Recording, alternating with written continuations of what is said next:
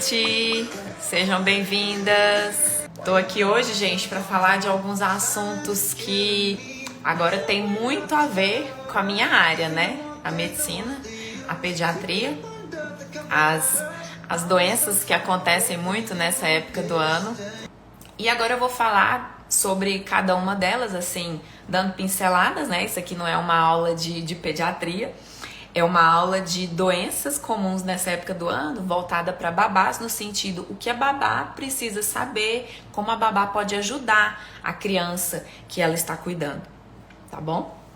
Então a primeira doença que eu separei para falar para vocês é a asma. Então a asma é uma doença crônica, ou seja, não tem cura, mas tem controle, né? Graças a Deus. E o que acontece na asma? A asma acontece com essa inflamação que eu falei, dos cílios, da mucosa inflamada, toda na parte mais interna, nos brônquios, nos bronquíolos, lá pra dentro na árvore, no trato respiratório mais inferior. E aí, vamos imaginar que os brônquios, os nossos brônquios são caninhos, né? E que quando ele tá inflamado, ele fica com o buraquinho de dentro mais fechado e fica com dificuldade. E aí a pessoa fica com dificuldade para respirar. Aí eu tenho uma pergunta aqui, alguns comentários aqui. Para evitar a sinusite na minha filha, faço sempre a lavagem nasal. Sim, é uma coisa que eu vou comentar mais pra frente. Ela já deixa do tanto que eu faço. Aerosol ajuda para sinusite? Aerosol seria o inalador, né? Depende. A sinusite, nós temos sinusite viral, bacteriana. Aqui mais judia aí da gente é a bacteriana, né? Então, primeiro precisa de antibiótico. O aerosol é mais indicado para doenças que, por exemplo, como a asma, que aí a gente vai colocar medicamentos ali no aparelhinho específicos, né? O médico vai prescrever na dosagem certa e vai colocar aquele aerosol ali, o nebulizador, né? Que é o nome, o nebulizador com o medicamento para a criança inalar e aí abrir as vias aéreas. Aqui, por exemplo, no caso da asma que eu estava comentando, abrir melhor essas vias aéreas para a criança respirar melhor. Em casos de bebês pequenos que têm as vias aéreas ainda muito pequenininhas, muito apertadinhas, às vezes os médicos indicam de fazer também com o medicamento para esses bebezinhos por causa dessa anatomia deles ainda que está em desenvolvimento e é tudo muito pequenininho e dificulta a respiração.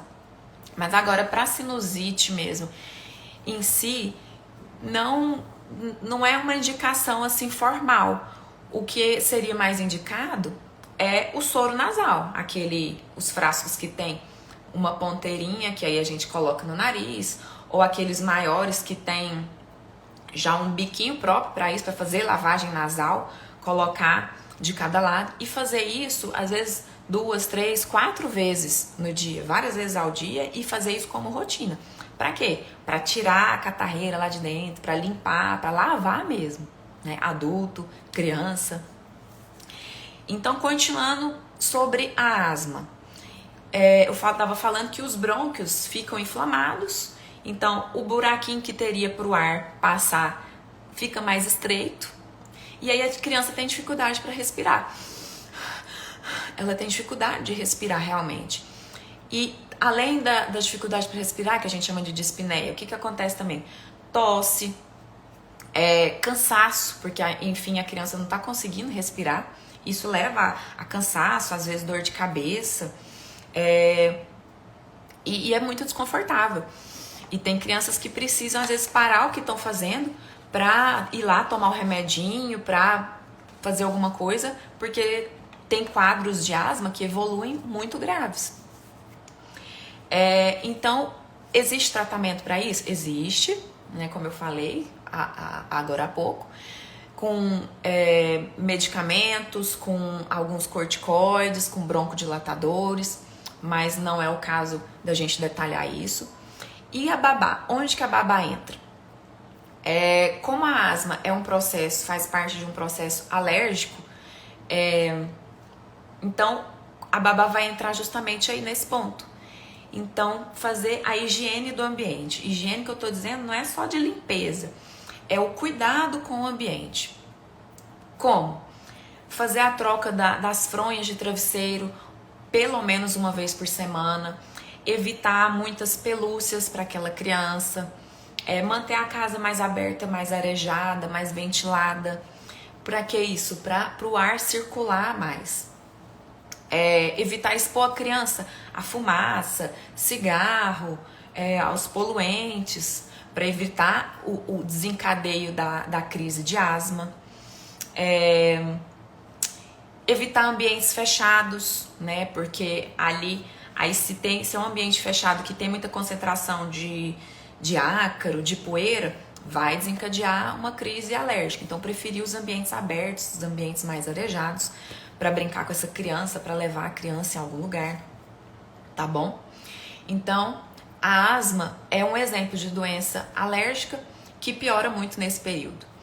O outro exemplo, a rinite alérgica, que também é muito comum, inclusive deixa eu beber um pouquinho de água aqui.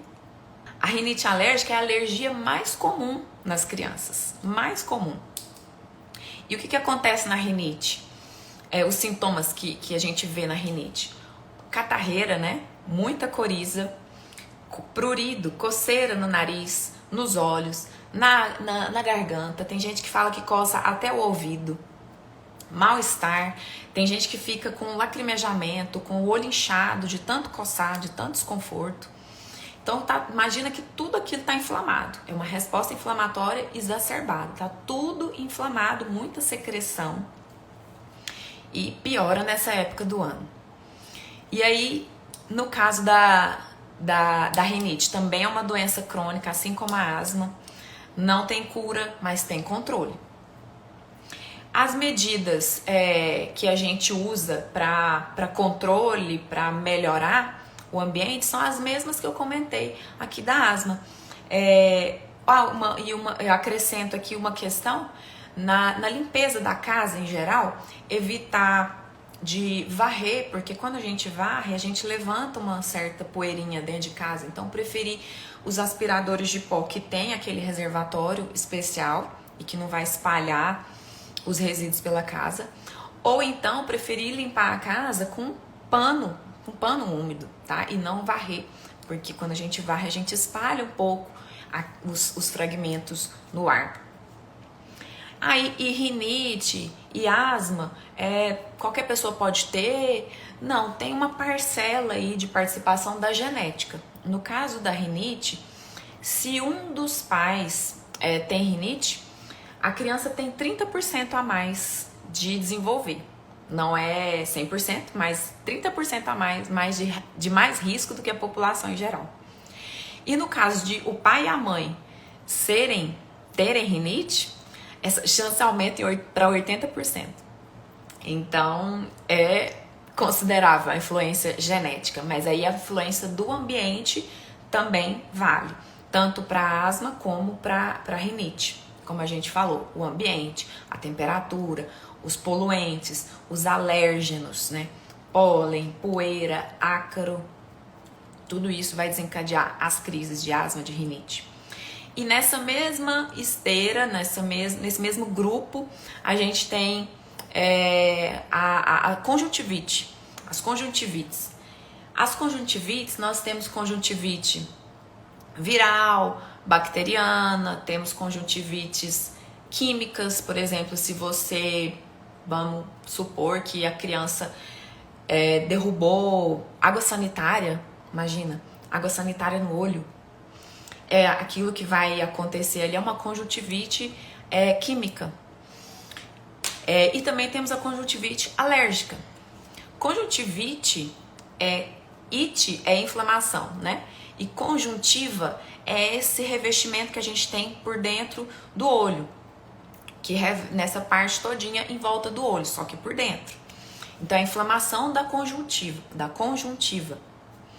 E aí o que que acontece na conjuntivite? Vamos falar aqui no caso da conjuntivite alérgica.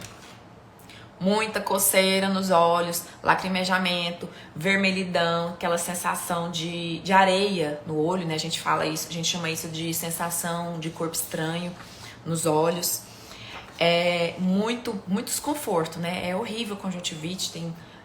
Quando eu já tive conjuntivite, tinha que ficar de óculos escuros, porque também dá muita fotofobia.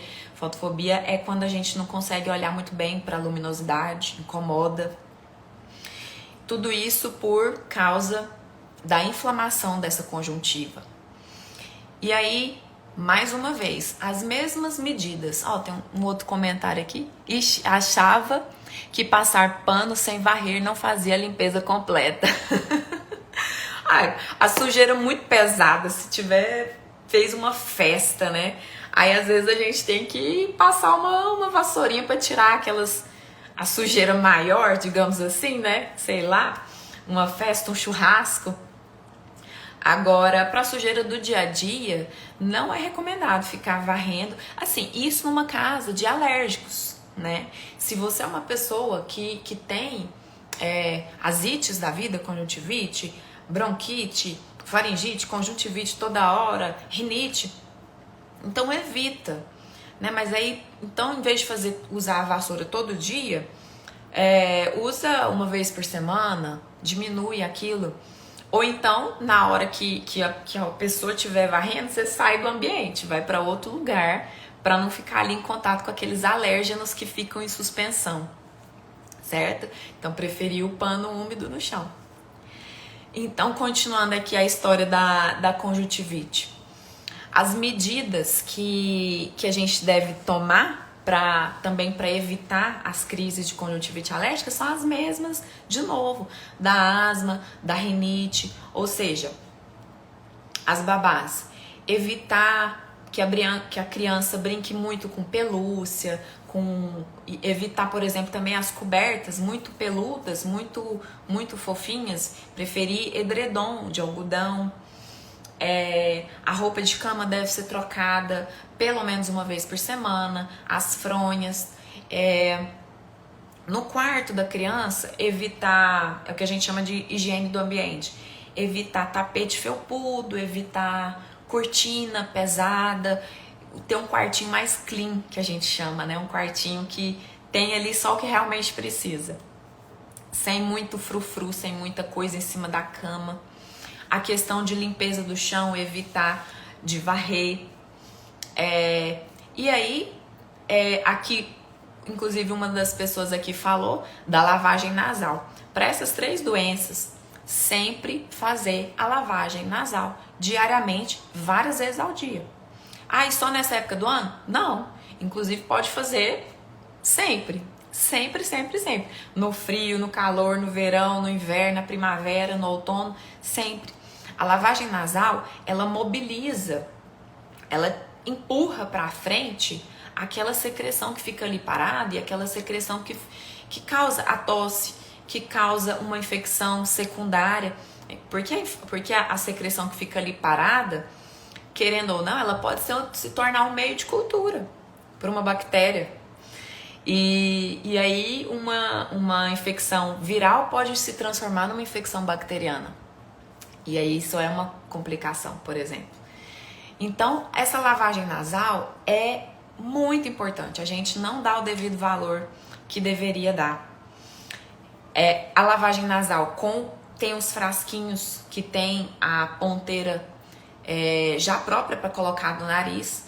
Ou hoje em dia tem umas garrafinhas na farmácia que tem um biquinho que você coloca no nariz também da criança, aperta de um lado e geralmente sai do outro aquela catarreira toda, aquela secreção toda. Isso para adulto também. Ou então a criança engole. Não tem perigo de... na hora que eu aperto o soro lá, eu tenho medo de engasgar, tenho medo de... Já ouvi gente falando assim, ter medo de ir pro cérebro. Não acontece isso, não precisa ter medo, tá? Pode apertar, coloca a criança assim com o corpinho mais pra frente, né, na pia, por exemplo, e aperta com gosto, e aí fala pra criança respirar pela boca. E aí que vai sair pelo outro lado. Ou então ela vai engolir, não tem problema. Não tem problema. Ah, é nojento, mas não tem problema. Melhor ela engolir do que ficar lá parado no nariz, nos seios da face, que aí é o que causa a sinusite. Então, tem que tirar essa secreção de lá. Então, a lavagem nasal é para isso, para tirar a secreção. E é excelente, porque além de mobilizar a secreção, ela vai umidificar as vias aéreas. Nesse clima tão quente, nesse clima tão seco, vai umidificar as vias aéreas e vai trazer mais conforto para respirar, para a criança brincar. Então façam lavagem nasal todos os dias, como rotina das crianças de vocês. O que mais? Falamos então da asma, da rinite, da conjuntivite, todos com esses componentes alérgicos. E são só doenças respiratórias que acontecem muito nessa época do ano? Não. Posso dar outros exemplos para vocês e meu filho, como eu falei, meu filho na semana passada estava com uma gastroenterite, que é uma diarreia, a famosa diarreia, né? Gastroenterite, gastroenterocolite. E essa época do ano acontece muito por rotavírus, por agentes infecciosos. Então, o rotavírus aqui é o principal que eu quero trazer para vocês. E como que pega isso? Por a transmissão a gente fala que é fecal oral, ou seja, a criança ou o cuidador limpou lá o bumbum da criança com as fezes e depois não higienizou muito bem as mãos e depois foi preparar o alimento da criança, ou seja, contaminou o alimento com aquelas fezes contaminadas e aí a outra pessoa que vai ingerir aquele alimento se contamina. Ou então a pessoa que está com a mão suja, que não foi devidamente higienizada, põe a mão na boca, se contamina. Então essa é uma contaminação fecal oral. E o que acontece no rotavírus? Nas diarreias por rotavírus? Muita cólica, dor abdominal, vômito, diarreia, febre, mal-estar. É terrível. Mais ou menos aí uma semana de canseira. Os 3 primeiros dias são piores. Depois dos 3 primeiros dias, vai melhorando aos pouquinhos. A criança começa a aceitar um pouquinho mais a alimentação. E aí, em relação à alimentação, a criança não vai querer comer a comidinha do dia a dia. Não vai, ela tá doente. Às vezes ela vai estar com febre, não vai aceitar. Então, o que a criança aceitar, dando destaque para os líquidos, porque afinal ela tá perdendo líquido na diarreia ou no vômito. Então, reforçar muitos líquidos para aquela criança, principalmente água de coco, ou então também um suquinho, a água mesmo. E na alimentação, o que ela estiver aceitando. Claro que não vai também dar, a criança só quer chocolate. Também não é assim, né? Mas dá uma alimentação mais leve para a criança também não ficar totalmente em jejum. E então é uma doença, o rotavírus é uma afecção que a gente fala, que acontece muito nessa época de calorão. E qual a recomendação para babá então? Oferecer mais e mais e mais água para essa criança, para ela não desidratar. E reforçar a higiene das mãos. A gente viveu muito isso agora na época da Covid, né? Ficou todo mundo muito ligado em lavagem das mãos, higienização com água e sabão, com álcool. Passou Covid, muita gente abandonou esses hábitos. As doenças vão continuar aí, gente, inclusive Covid e entre tantas outras. Então a higiene é muito importante para evitar uma série de doenças, entre elas aqui o rotavírus. Uma criança, inclusive, se você babá, tá cuidando de uma criança que tá com rotavírus, muito cuidado. Na hora de você trocar a fralda daquela criança, a gente sabe que no dia a dia, eu sou mãe, a gente acaba às vezes sujando a própria mão com fezes da criança. Ok, mas então vai lá e lava a mão muito bem lavada, com água, com sabão e água corrente, embaixo da unha. De vez em quando a gente tem umas surpresas. Então, lavagem das mãos, porque você pode se contaminar também. E aí você pode fazer uma cadeia aí de transmissão. Então, no caso do rotavírus, higiene e bastante líquido para essa criança, tá bom? Outra doença que acontece muito nessa época do ano de calorão, catapora. O Quem nunca teve ou não conhece a famosa catapora? É uma virose causada pelo vírus varicela zoster e muito contagiosa, pega assim, ó, muito fácil e pega por contato mais próximo, por contato com as secreções das feridinhas, né? São aquelas feridinhas que tem um conteúdo líquido dentro, parece uma bolinha com aguinha dentro, né? E a catapora coça muito, é muito desconfortável, dá febre, também febre alta. E aí, como que a babá pode ajudar essa criança que tá com catapora? Primeiro, os banhozinhos para aliviar aquela coceira, o banho mais fresquinho, um banhozinho mais fresquinho, e pode colocar, tem uma receitinha de vó, que eu vi também no mesmo perfil que eu comentei no começo aqui da live, no perfil do Dr. Flávio, lá da Paraíba, colocar aveia na água do banho da criança, na banheirinha, alivia a coceira, gente. É uma maravilha e é uma coisa barata, acessível, né? E tem medicamento também para isso, antitérmico, se a criança está com febre, analgésico, se a criança está com alguma dor, mas esse suporte. E a criança vai ficar mais enjoada, vai ficar com dificuldade para alimentar, porque afinal é uma infecção ali sistêmica. Então, muita empatia, muita paciência com todos esses processos de doença que as crianças ficam mais enjoadinhas mesmo. Então, no caso da catapora, esse banhozinho com aveia é o ouro, é ouro. O mesmo vale para, vocês já ouviram falar também, tenho certeza, da doença da síndrome mão-pé-boca. Mão-pé-boca. É a doença da escola, é a doença da creche, que acontece muito na faixa etária até os 5 anos das crianças. E o que acontece nessa doença? Febre, mal-estar, a criança fica enjoadinha e depois começam a aparecer as lesões. E essas lesões têm uma localização mais que chama mais atenção.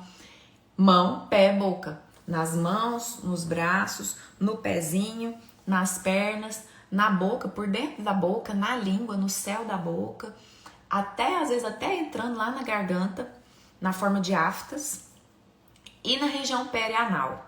Imagina o desconforto, imagina o tanto que isso é ruim, o tanto que isso é horrível. Então a criança vai ficar um monstrinho, né? E aí aqui vale também a recomendação do banhozinho mais fresquinho, com a aveia, como eu falei. Tem gente também que usa a maisena, mas a aveia é que eu vi lá no perfil do Dr. Flávio. Esse Dr. Flávio que eu tô comentando aqui, ele é pediatra, lá na Paraíba. Inclusive um pediatra muito, muito bom. Então, esse banhozinho com aveia, uma coisa que a babá pode fazer. A criança vai ficar enjoada para comer, vai ficar indisposta, às vezes vai estar com febre, não vai querer fazer as atividades, então também muita paciência, muito colinho.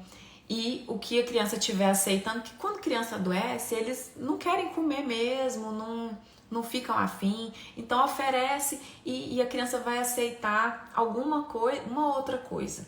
Então tá tudo bem, reforçar a hidratação, sempre. Água nunca é demais. Tem outras doenças também que acontecem nessa época do ano, que também são doenças de pele. A roséola é uma doença que aparece um pouquinho nessa época do ano, que também é chamada de exantema súbito.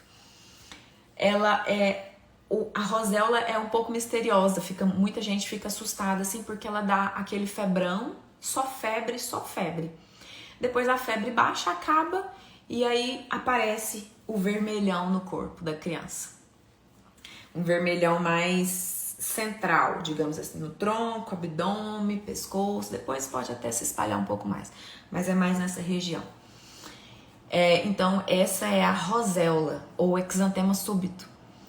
Então, nesse caso, não tem lesão, não tem feridinha, mas tem a febre, tem todo o mal-estar, e aí a babá entra no colinho, na paciência, fazer atividades mais tranquilas para a criança, oferecer muita aguinha e a parte de medicamentos, se for necessário, né? Analgésico, antitérmico, tudo prescrito pelo médico, tudo direitinho, com a ciência dos pais, tudo nos conformes.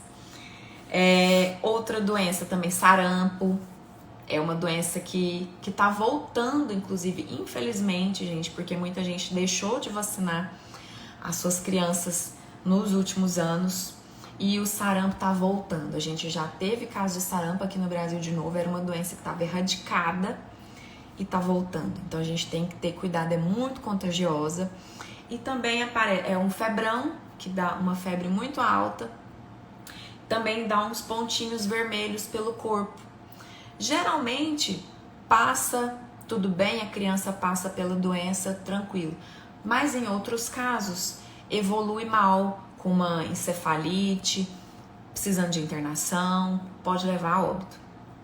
Tô fazendo só um apanhado geral porque não é o objetivo aqui descrever a doença em si, mas o objetivo é dizer como a babá pode ajudar, né? A babá ajuda dando muita atenção, muito carinho, muito colo, muita paciência nesses casos, dessas doenças assim que não é de alergia, que a gente tá falando aqui de doenças de pele, né? Foi o sarampo, foi a catapora, a roséola. Então, nesses casos, o suporte da babá é de uma outra forma. Não é com soro, com hidratação, que isso é lá nas doenças respiratórias. Uma outra coisa que eu lembrei quando eu tava pensando, né, no que acontece muito nessa época de clima seco e clima quente, e que eu vivi quando eu era criança, sangramento nasal, a gente chama na medicina de epistaxe. Não sei se vocês já viveram isso com as crianças que vocês cuidam ou com os filhos de vocês. É um pouco assustador, né? O sangramento, muita gente fica apavorada, não sabe o que fazer, mas mais de 90% das vezes é um sangramento leve, benigno, que se resolve em poucos minutos. Os outros casos é que precisam ser avaliados em emergência e que precisam ser melhor investigados. A ISIS tem direto sangramento nasal. Essa época do ano pode acontecer com mais frequência. Por quê? Como eu falei lá no começo, o clima quente, o clima seco, baixa umidade do ar, altas temperaturas, resseca as mucosas, inclusive do nariz. E a gente tem vasinhos, microvasos aqui dentro, que por qualquer coisa podem ser traumatizados, às vezes até a criança futucando lá dentro, ou pega alguma coisa e enfia no nariz, ou como eu falei, pelo clima, a desidratação é tão grande ali na mucosa que acontecem esses sangramentos. E é um pouco assustador mesmo, né? Mas não precisa ter medo. O que é importante fazer? Colocar a cabeça da criança para trás, ter calma, né? Em primeiro lugar, ter calma e fazer o que tiver que fazer. Colocar a cabeça da criança para trás e apertar tanto aqui quanto aqui. Porque esses vasinhos que sangram, eles vêm por aqui por baixo, né? E estão lá dentro. Então a gente aperta aqui e aperta o nariz, fala para a criança respirar pela boca. E levanta um pouquinho a cabeça. Outra coisa também, fazer uma compressa gelada, uma compressa fria ali no nariz. Talvez a criança não vai deixar muito, mas é uma recomendação também. E aí ficar ali segurando por 10, 15 minutos até parar aquele sangramento. Passou de 10 minutos, 10, 20 minutos, não parou, ou tá com sangramento muito, muito intenso, aí tem que ir na emergência. Porque aí às vezes tem que fazer um procedimento, colocar um dedo de luva lá dentro pra fazer compressão naqueles vasos. Então aí já é uma outra situação, que exige uma conduta de emergência, tá? E aí no dia a dia, para evitar o sangramento, o que tem que fazer? Soro no nariz, lavagem nasal. Tô falando que a lavagem nasal é muito importante? É muito importante. Então, a hidratação das mucosas evita sangramento nasal, evita as crises de alergia, as crises de rinite, ou minimiza, né, as crises das diversas alergias, as ites da vida, e melhora os sintomas de já um quadro instalado, um quadro respiratório instalado, mesmo que já esteja em curso, continua com essa lavagem nasal para tirar a secreção dali de dentro, para eliminar, para lavar e tirar tudo que tá lá dentro. Tá bom? Então, o que eu tinha para falar para vocês, o apanhado assim geral das principais doenças dessa época do ano, era sobre isso, sobre asma, rinite, a conjuntivite, essas doenças de pele que acontecem muito. As escolas aí ficam... As crianças, tem dia que na escolinha lá dos meninos, na sala dos meninos, falta 2, 3, 4 crianças, porque tá todo mundo com mão, pé, boca. Aí passa um tempo, nossa, tá todo mundo com conjuntivite. Aí tá um monte de menino com rotavírus. São essas épocas do ano. E como eles estão no ambiente escolar, criança é do contato, né? Fica muito pertinho um do outro, compartilha brinquedo, compartilha garrafa d'água, compartilha comida. Não tem a higiene das mãos tão adequada e reforçada igual a gente deveria ter também, né? Então eles se contaminam muito. E aí outro fator que tá com a imunidade ainda não tá totalmente formada, né? Essa imaturidade imunológica ainda dos bebês, das crianças de 2, 3, 4 anos. Depois dos 5 anos, a coisa começa a melhorar, começa a diminuir essa frequência de tantas viroses ao longo do ano. Mas a criança que está na escola, inclusive, só por curiosidade, é esperado que ela tenha, essa criança de 2, 3, 4 anos nessa faixa etária, é esperado aí de 8 a 12 episódios infecciosos no ano. Pensa, gente, é muita coisa. Tá sarando de um, pega outro, tá sarando de um, pega outro, aí pega a doença sazonal, essas aqui que a gente tá falando, é uma loucura. Então, gente, eu quero agradecer quem esteve aqui comigo nesse assunto de hoje e até a próxima. Um beijo!